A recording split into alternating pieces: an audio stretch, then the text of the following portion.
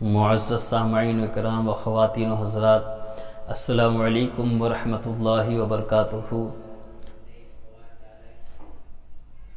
میں جہاں تک جانتا ہوں کہ آپ سب بخیر و عافیت ہوں گے، اور میں اللہ تبارک و تعالیٰ کی بارگاہ میں دعا کرتا ہوں کہ اللہ تبارک و تعالیٰ آپ سب کو جزائے خیر اجر عظیم عطا فرمائے، دونوں جہاں کی خیر و عافیت عطا فرمائے۔ آج پھر میں آپ سب کے لیے نئی ویڈیو لے کر حاضر ہوا ہوں، اور میں آپ سب کے سامنے وضو کا طریقہ، وضو کے فرائض اور ان کے واجبات و سنت بیان کروں۔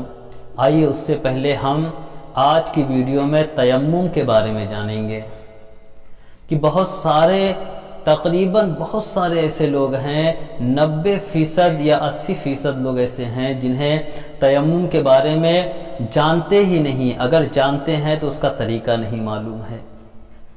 تو آج سب کے لیے یہ ویڈیو بہت اہم ہونے والی ہے، بہت ضروری ہونے والی ہے، اس لیے خدا را بغیر اسکپ کیے اس ویڈیو کو ضرور دیکھیں، اور آپ اگر میرے چینل پر نئے ہیں تو میرے چینل کو لائک کریں، سبسکرائب کریں اور بیل آئیکن کو بھی دبا دیں تاکہ تمام ویڈیوز آپ تک بآسانی پہنچتی رہے۔ آج ہم تیمم کے بارے میں جانیں گے، تیمم ہے کیا، اور تیمم کا طریقہ کیا ہے، اور تیمم کب کر سکتے ہیں، اور کس لیے تیمم کیا جاتا ہے۔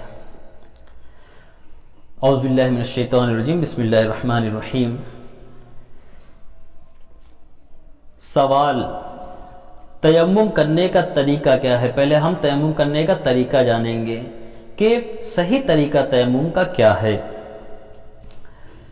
جواب، تیمم کرنے کا طریقہ یہ ہے کہ اول دل میں نیت کر لیں، یعنی سب سے پہلے ہم دل میں تیمم کی نیت کر لیں، دونوں ہاتھ کی انگلیاں کشادہ کر کے، یعنی اپنی انگلیوں کو پھیلا کر، دبا کر نہیں بلکہ جو ہے اسپیس رکھ کر، یعنی بیچ میں جگہ خالی ہو، یعنی پھیلا کر ہم دونوں ہاتھوں کی انگلیوں کو زمین پر ماریں، یعنی زمین پر مارنا ہے، اور زیادہ گرد لگ جائے تو جھاڑ لیں۔ اگر ہم نے زمین پر اپنے ہاتھ کو مارا اور زمین پر زیادہ گرد ہے تو اب ہمیں جو ہے اسے جھٹک کر جو ہے جھاڑ لینا ہے، ٹھیک ہے۔ پھر اس سے سارے منہ کا مسح کریں، یعنی جو گرد ہمارے ہاتھ میں جھاڑنے کے بعد بھی باقی رہ گئی ہے، اگر زیادہ گرد آ گئی ہے تو اب ہمیں چاہیے کہ ہم پورے منہ کا مسح کریں، جس طریقے سے ہم وضو میں اپنے منہ کو دھلتے ہیں اسی طریقے سے سارے منہ کا ہمیں مسح کرنا ہے۔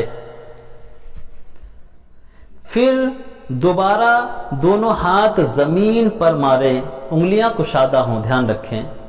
بائیں ہاتھ سے اپنے ہاتھوں کا مسح کریں کوہنیوں سمیت، یعنی جس طریقے سے ہم وضو میں اپنے ہاتھ کو دھلتے ہیں اسی طریقے سے ہم اپنے ہاتھ میں پھیریں اور اپنے ہاتھوں کا مسح کریں یہاں تک کہ، یعنی کوہنیوں کے اوپر تک جو ہے اس جو گرد آلودہ ہاتھ ہے اسے ہم پھیریں، اور پھر داہنے ہاتھ سے بائیں ہاتھ کو جو ہے پھیریں، اور اچھی طریقے سے پھیریں جس طریقے سے ہم وضو میں پانی اپنے ہاتھوں میں ڈالتے ہیں کہ کوئی بھی جگہ باقی نہیں رہتی، اسی طریقے سے ہم اپنے دونوں ہاتھوں کا مسح کریں، بائیں ہاتھ سے دائیں ہاتھ کا مسح کریں اور دائیں ہاتھ سے بائیں ہاتھ کا مسح کریں۔ اب ہمارا تیمم ہو گیا، اب آئیے اور تیمم کے بارے میں اور چیزوں کے بارے میں جانتے ہیں۔ کیا زبان سے تیمم کی نیت کرتے وقت کیا کہنا چاہیے؟ یعنی جب ہم زبان سے اگر اقرار کر رہے ہیں، زبان سے نیت کر رہے ہیں، پہلے تو دل میں ہمیں نیت کر لینی ہے، اگر ہم نے دل میں بھی نیت کر لی، اگر ہم زبان سے بھی اگر نیت کرنا چاہیں تو کس طریقے سے کریں؟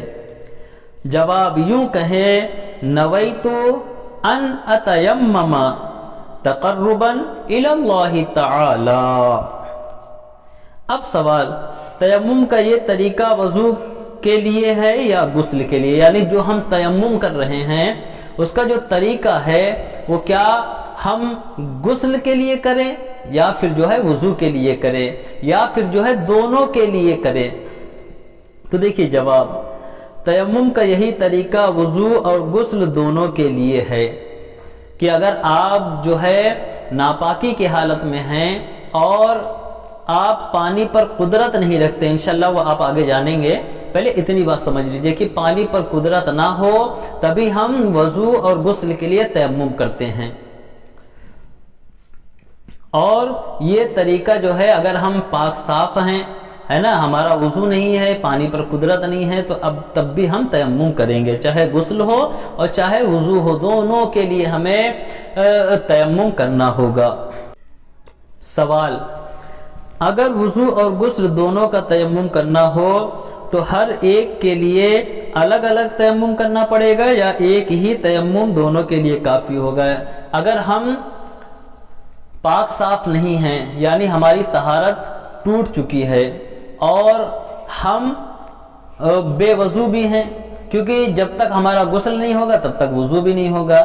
اگر ہم ناپاکی کی حالت میں ہیں اور ہمارا وضو بھی نہیں ہے، دونوں چیزیں نہیں ہیں، ظاہر سی بات ہے کہ جب انسان پاک ہی نہیں ہوگا، اس کی طہارت ہی نہیں ہوگی تو وہ وضو سے کیسے ہو سکتا ہے؟ تو یہ چیزیں اکثر پائی جاتی ہیں کہ جو ہے غسل ٹوٹ گیا، وضو بھی ٹوٹ گیا، دونوں چیزیں ٹوٹ گئی، تو کیا ایک تیمم سے ہم غسل اور وضو دونوں کر سکتے ہیں یا پھر الگ الگ دونوں کے لیے کرنا ہوگا کہ پہلے غسل کے لیے ہم کر لیں اور اس کے بعد وضو کے لیے کریں الگ سے؟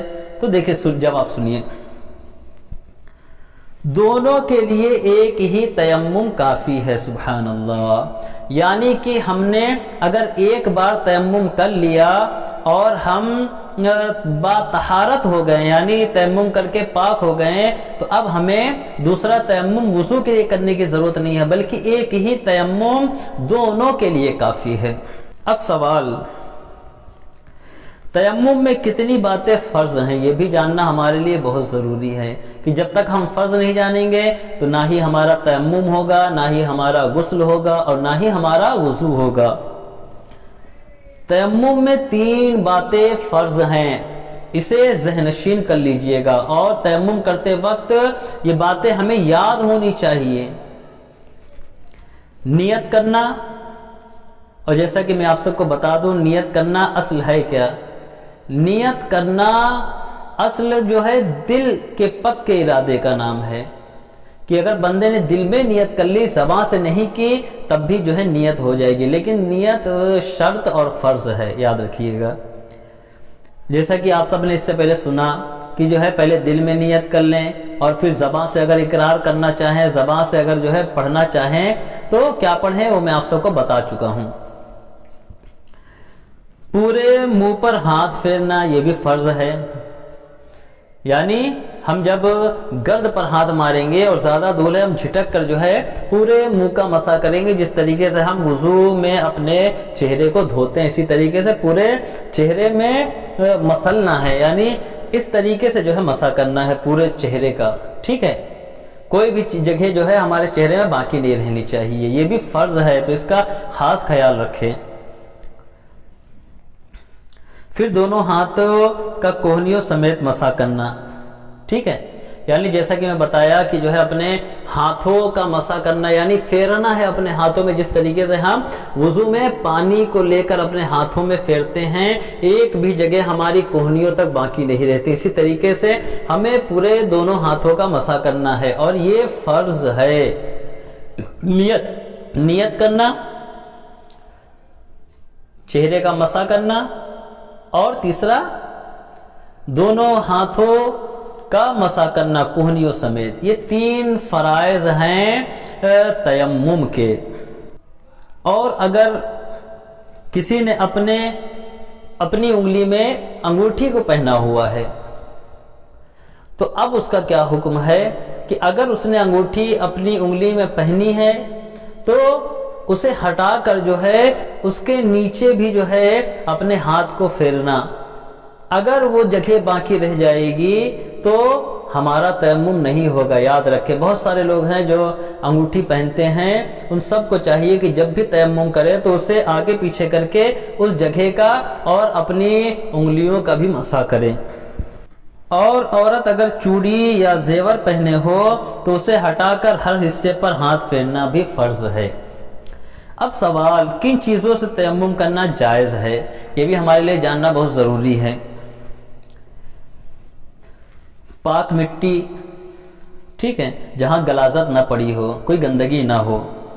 پتھر، ریت، ملتانی مٹی، گیرو، کچی یا پکی اینٹ. مٹی اور اینٹ، پتھر یا چونے کی دیوار سے تیمم کرنا جائز ہے.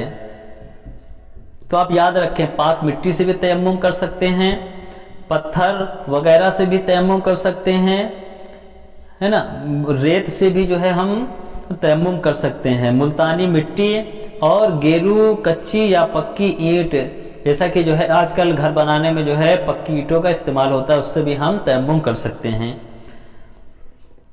پھر پتھر یا چونے کی کوئی دیوار ہے نا، اس سے بھی تیمم کرنا جائز ہے. اب آئیے جانتے ہیں کہ کن چیزوں سے تیمم کرنا ناجائز ہے. سونا، چاندی، تانبا، پیتل، لوہا، لکڑی، المونیم، کپڑا، راکھ اور ہر قسم کے غلے سے تیمم کرنا جائز نہیں. یعنی جو چیزیں آگ میں پگھل جاتی ہیں یا جل کر راکھ ہو جاتی ہیں، ان چیزوں سے تیمم کرنا جائز نہیں. ہاں اگر ان پر گرد ہو تو اس گرد سے تیمم کرنا جائز ہے. جیسا کہ جو ہے ہم دیکھتے ہیں کہ تانبا، لوہا، پیتل وغیرہ چیزیں جو رہتی ہیں ان پر دھول نہیں ہوتی ہے، لیکن اگر کسی وجہ سے، ہوا کی وجہ سے ان پر دھول جم گئی ہے تو اب ہم جو ہے ان چیزوں پر بھی جو ہے ہاتھ مار کر جو ہے تیمم کر سکتے ہیں، لیکن شرط یہ ہے کہ ان پر دھول جمی ہو، ورنہ جو ہے ان تمام چیزوں سے تیمم کرنا جائز نہیں ہے. اب آئیے جانتے ہیں کہ تیمم کرنا کب جائز ہے، تیمم کی ضرورت کب پڑتی ہے. جب پانی پر قدرت نہ ہو تو تیمم کرنا جائز ہے. یعنی کہ جو ہے ہمیں پانی نہیں حاصل ہے، ہمیں پانی نہیں مل رہا ہے اور ہم نماز پڑھنا چاہتے ہیں، ہے نا، یا قرآن مقدس کی تلاوت کرنا چاہتے ہیں یا اللہ کا ذکر کرنا چاہتے ہیں اور پانی پر قدرت نہیں ہے، یعنی پانی ہمیں نہیں مل رہا ہے، تو اب ہم تیمم کر سکتے ہیں.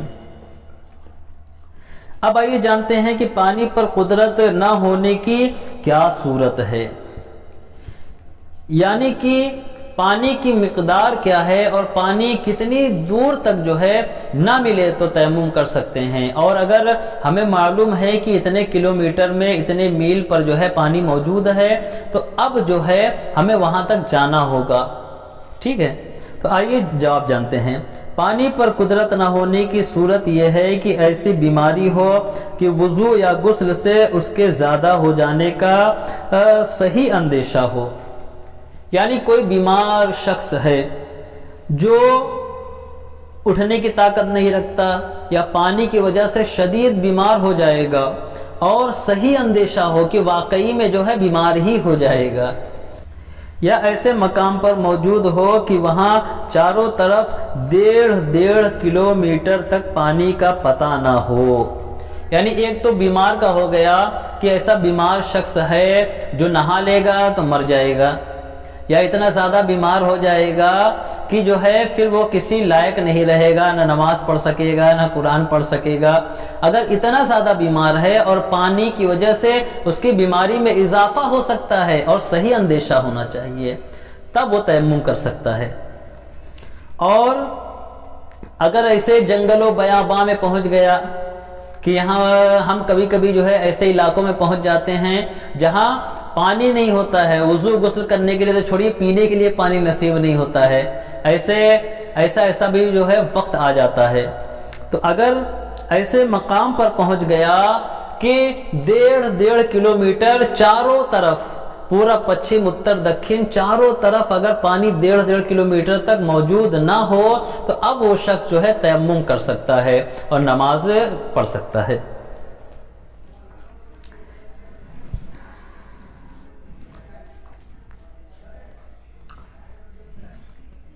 یا اتنی سردی ہو کہ پانی کے استعمال سے مر جانے یا بیمار ہو جانے کا قوی اندیشہ ہو، یعنی جو ہے اتنی ٹھنڈ پڑ رہی ہے، جیسا کہ جو ہے ہمارے ہندوستان میں ٹھنڈ کے موسم میں جو ہمارے نومبر، دسمبر، جنوری، فروری، یہ 4 مہینوں کے بیچ میں جو ہے کافی زیادہ سرد موسم رہتا ہے، کافی زیادہ سردی پڑتی ہے، ٹھنڈ پڑتی ہے۔ تو اگر ایسی ٹھنڈ پڑ رہی ہے کہ نہا لے گا تو مر جائے گا، یا نہا لے گا تو بالکل بیمار ہو جائے گا، تو اب اسے چاہیے کہ وہ تیمم کر کے جو ہے اپنی نمازوں کو مکمل کرے۔ یا کنواں موجود ہے مگر ڈول رسی نہیں پاتا ہے، یہ بھی دیکھیے ایک مسئلہ ہے کہ اگر جو ہے کنواں موجود ہے، بیمار بھی نہیں ہے، ٹھنڈ کا موسم بھی نہیں ہے، لیکن کنواں ہے، پانی ہے، لیکن جو ہے پانی نکالنے کے لیے نہ ہی ڈول ہے اور نہ ہی رسی ہے، اب اس صورت میں وہ شخص تیمم کر کے پاکی حاصل کر سکتا ہے۔ اور ان کے علاوہ پانی پر قدرت نہ ہونے کی اور بھی صورتیں ہیں جو بہار شریعت وغیرہ بڑی کتابوں سے معلوم کی جا سکتی ہیں۔ اب آئیے دوسرا سوال، اگر غسل کی حاجت ہو اور ایسے وقت میں سو کر اٹھے کہ صرف وضو کر کے نماز پڑھ سکتا ہے تو کیا کرے؟ جیسا کہ انسان رات میں سویا اور صبح جو ہے اس کا غسل ٹوٹ گیا، فجر کی نماز چھوٹ رہی ہے، اگر وہ غسل کرنے جائے گا تو نماز چھوٹ جائے گی یا وقت ختم ہو جائے گا، ٹھیک ہے؟ تو ایسے میں وہ شخص کیا کرے؟ یا وضو کر کے نماز پڑھ لے یا پھر جو ہے غسل کر کے نماز پڑھے، ٹھیک ہے؟ تو آئیے جواب سنتے ہیں۔ جسم پر نجاست لگی ہو تو اسے دھو کر غسل کا تیمم کرے اور وضو کر کے نماز پڑھ لے، پھر غسل کے بعد نماز دوبارہ پڑھے۔ یعنی میرے پیارے آقا علیہ الصلوۃ والتسلیم کے پیارے دیوانوں، کوئی شخص سو کر اٹھا اور اس کا غسل ٹوٹ گیا، تو اب وہ یہ کرے کہ غسل اگر کرنے جا رہا ہے تو نماز کا وقت ختم ہو جائے گا، تو اب اس کے لیے بہتر یہ ہے کہ غسل کے لیے تیمم کر لے، جیسا کہ میں نے اس سے پہلے بتایا، اور اس کے بعد وضو کرے اور نماز ادا کر لے، اور اس کے بعد پاکی حاصل کرنے کے بعد اس نماز کو دہرا لے، ٹھیک ہے؟ اب آئیے جانتے ہیں کہ کن چیزوں سے تیمم ٹوٹ جاتا ہے۔ جیسے ہمارا غسل ٹوٹ جاتا ہے، ہمارا وضو ٹوٹ جاتا ہے، اسی طریقے سے تیمم بھی ٹوٹ جاتا ہے۔ اب کن چیزوں سے ٹوٹتا ہے آئیے جانتے ہیں۔